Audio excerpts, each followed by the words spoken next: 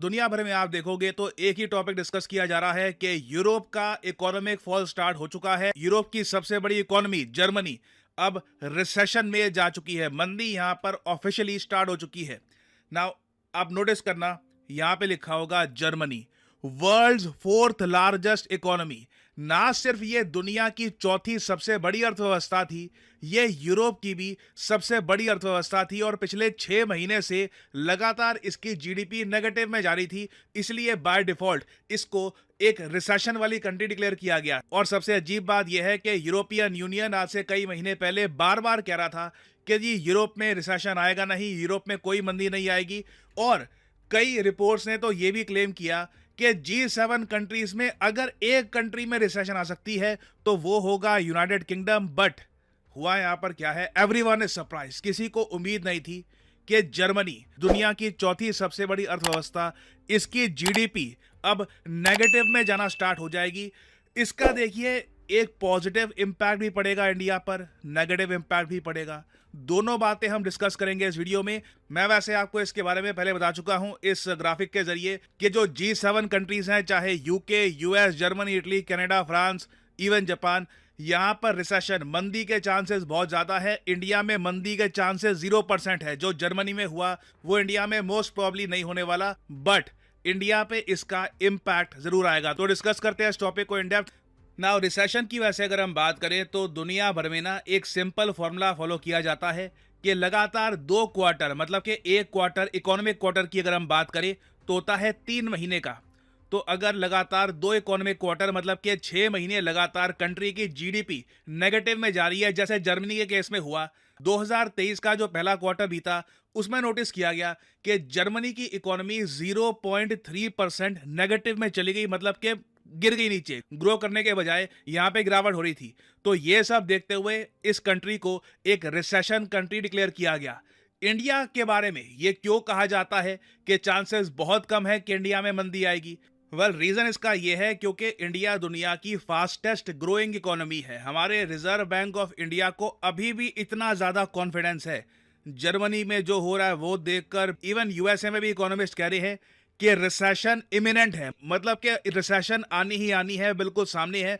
कोई बड़ी बात नहीं है, रिसेशन 3 महीने बाद आए, कुछ महीने बाद आए, एक बड़ा मार्केट फॉल यूएसए में आ सकता है। ऐसे टाइम में भी ना हमारे रिजर्व बैंक ऑफ इंडिया के गवर्नर इतने कॉन्फिडेंट हैं, वो ये कह रहे हैं कि जो आईएमएफ वर्ल्ड बैंक की प्रोडिक्शन है जीडीपी ग्रोथ रेट की, इंडिया इसको बीट करके 7% से भी ज्यादा ग्रो कर सकता है। तो जो कंट्री इतना ज्यादा ग्रो कर रहा हो, पॉसिबिलिटी बहुत कम है कि रिसेशन यहां पर आएगी। और जर्मनी की रिसेशन को लेकर दुनिया भर में पैनिक इसलिए मचा हुआ है क्योंकि अब सीधा नजरें लोगों की यूके, कनाडा, यूएसए पर कि अगला कंट्री कौन सा होगा जो रिसेशन में जाएगा। और क्या ग्लोबल रिसेशन पॉसिबल है?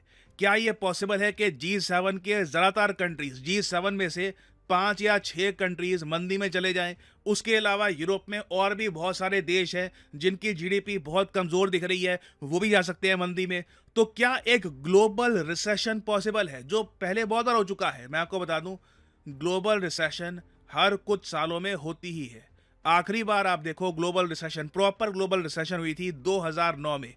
उससे पहले आप जाओगे तो 1975 में रिसेशन हुई थी, 1982 में, 1991 में। और अब क्वेश्चन मार्क यही लग रहा है कि क्या 2009 के बाद 2023 वो साल होगा जब हमको एक रिसेशन दिखेगी। और बाय द वे मैं आपको ये भी बता दूं, ऐसा नहीं है कि रिसेशन 3-4 महीने की होती है। जब ग्लोबल रिसेशन आती है, जब लगातार कई कंट्रीज में नेगेटिव ग्रोथ रेट दर्ज की जाती है, उसके बाद ना ग्लोबल रिसेशन काफी बार 1 से लेकर 2 साल या फिर 3 साल भी रह सकती है। हिस्ट्री में ऐसा देखा गया है। और आईएमएफ का मानना यह है कि जब भी ग्लोबल रिसेशन आएगी, एक आप डिक्लाइन देखोगे annual per capita real world GDP में, और साथ ही साथ इन्फ्लेशन आएगी। लोगों के पास पैसा खर्च करने को होगा नहीं, डिमांड कम होगी। और इस बार भी ना लोगों का डर यह है कि 2023 में अगर ग्लोबल रिसेशन आती है तो ये एक लॉन्ग ग्लोबल रिसेशन होगी, काफी लंबे समय तक ये टिकी रहेगी। और अगर आप सोच रहे हैं कि वेट, अचानक से ऐसा हुआ क्या? आई मीन, अगर यूरोपियन यूनियन और उसके अलावा कई फेमस इकोनॉमिस्ट भी ये दावा कर रहे थे कि G7 में सबसे कमजोर कंट्री तो यूके है, वहां पे रिसेशन के चांस है, उसके अलावा तो जर्मनी में तो पॉसिबिलिटी नहीं है रिसेशन आने की, फिर जर्मनी रिसेशन में कैसे चला गया? बहुत ही सिंपल आंसर है इसका। देखिए, यूएसए की जो जिद है यूक्रेन वॉर को लेकर के रशिया पे सैंक्शंस लगाओ, रशिया को पनिश करो, इस जिद ने ना धीरे धीरे कई यूरोपियन कंट्रीज को रिसेशन की तरफ धकेलना स्टार्ट कर दिया है। अभी जो जर्मनी में रिसेशन आया है ना, इसका रीजन है एनर्जी क्राइसिस। रशिया से ये सस्ते रेट पर नेचुरल गैस, उसके अलावा पेट्रोलियम प्रोडक्ट्स, ये सब जो परचेज करते थे, अब ये और जगह से परचेज कर रहे हैं ज्यादा दामों पर। उसका नेगेटिव इम्पैक्ट तो देखो जर्मनी पे आएगा ही। और सिंस जो जर्मनी ने किया है, यूरोप के ज्यादातर कंट्रीज ने किया है कि रशिया पे सैंक्शंस लगाओ, रशिया से कुछ परचेज मत करो, अचानक से जबरदस्ती इकोनॉमी को ऑलमोस्ट आप कह लो झटके से ना आप ट्रांसफॉर्म कर दो, स्पेशली अपनी एनर्जी कंजम्पशन को। तो जो जर्मनी के साथ हुआ है, there is a strong possibility कि ये बाकी कंट्रीज के साथ भी हो। इसलिए एक आप कह लीजिए पैनिक सा मचा हुआ है। और ऐसा भी नहीं है कि ये सब चीजें देखकर यूएसए यूरोप में कुछ सद्बुद्धि आएगी।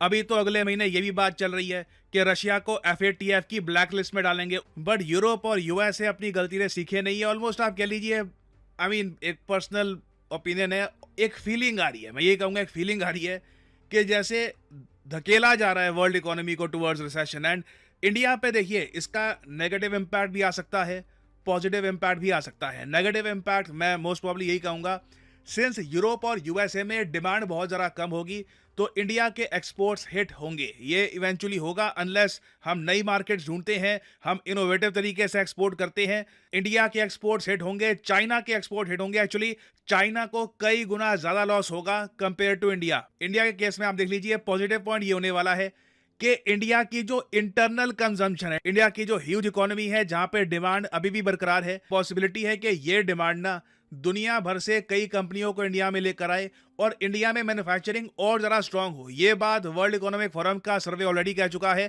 कि जब ग्लोबल रिसेशन आएगा 2023 में, जो इनके हिसाब से मोस्ट प्रॉब्ली आएगा, जिसके संकेत हम देख पा रहे हैं, इंडिया में benefit from diversification of supply chain. Example के लिए, कुछ ही दिनों पहले आपने सुना होगा टेस्ला, एक ऐसी कंपनी जो एक टाइम पर इंडिया में कार मैन्युफैक्चरिंग करने को राजी नहीं हो रही थी। इवेंचुअली अब टेस्ला तैयार हो चुका है। बहुत ही जल्द आप इसकी अनाउंसमेंट सुनेंगे। टेस्ला इंडिया में एक मैन्युफैक्चरिंग यूनिट एस्टैब्लिश कर देगा और बहुत ही जल्द आप देखोगे ये मैन्युफैक्चरिंग इंडिया में बड़े स्केल पर स्टार्ट कर देंगे। आप एप्पल को देख लीजिए, वेरियस और कंपनीज हैं यूरोप और यूएसए की, ये इंडिया में आ रही हैं क्योंकि दुनिया की फास्टेस्ट ग्रोइंग इकोनॉमी का आप एक बड़ा हिस्सा चाहेंगे जब आपके खुद के कंट्रीज की इकोनॉमी बिल्कुल या तो रिसेशन में हो या फिर स्लो डाउन कर चुकी हो। और थैंकफुली इंडिया ने पॉलिसी अभी के लिए ये बना रखी है कि इंडिया में देखिए, आप ऐसा नहीं है कि चाइना में कार बनाकर हमारे यहाँ बस बेच दोगे। You have to manufacture in India. India में जॉब्स आपको क्रिएट करने ही होंगे, तो बाय डिफॉल्ट इसका फायदा इंडिया को, इंडिया की जनता को मिलेगा ही। नाउ अब देखना ये होगा कि जर्मनी के बाद अगला यूरोपियन कंट्री कौन सा होगा जो रिसेशन में जाएगा। It can be anyone, it can be USA as well. ये टॉपिक ऑब्वियसली एक बड़ी न्यूज बनाता रहेगा दुनिया भर में,